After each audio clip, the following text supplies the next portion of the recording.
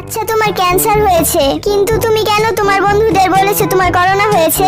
আরে ওরা যে লুচ্চা, ওদের একটার স্বভাবও ভালো না। আমি মরে যাওয়ার পর ওরা যাতে তোমার কাছে না গেছে, সেই জন্যই আমি ওদের কাছে বলছি আমার করোনা হয়েছে।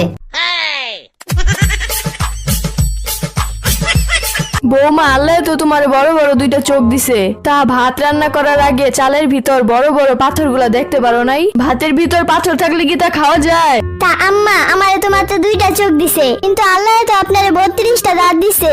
আপনি কি পাথরগুলো চাবাই খেয়ে ফেলতে পারেন না?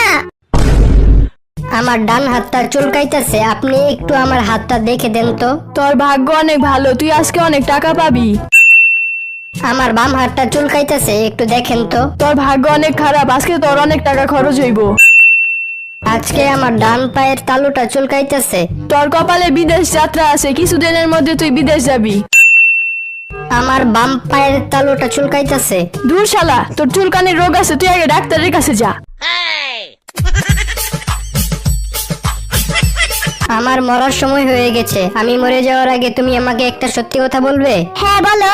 আমাদের 4টা ছেলে সন্তানের মধ্যে ওই কালো ছেলেটা কি আমার নিজের? হ্যাঁ, ওটা তোমার নিজেরই সন্তান। ওহ, বাইরে গেছি, বাকি 3টার কথা জিজ্ঞাসা করে নাই। তোরা একটা কথা সবসময় মনে রাখবি, 10 মিলে করি কাজ, হারি জিতি নাহি লাজ। স্যার, আমরা তো পরীক্ষার হলে করতেই চাই, কিন্তু আপনি তো করতে দেন না। কি ব্যাপার, কাল সারা রাত তুমি কোথায় ছিলে? তোমাকে কতগুলো কল দিয়েছিলাম, তুমি একটা কলও ধরো নাই। নিশ্চয়ই অন্য কোনো ছেলের সাথে ছিলে। আমি কাল রাতে প্রিয়ার সাথে ছিলাম। কি? কাল রাতে তো আমি প্রিয়ার সাথে ছিলাম।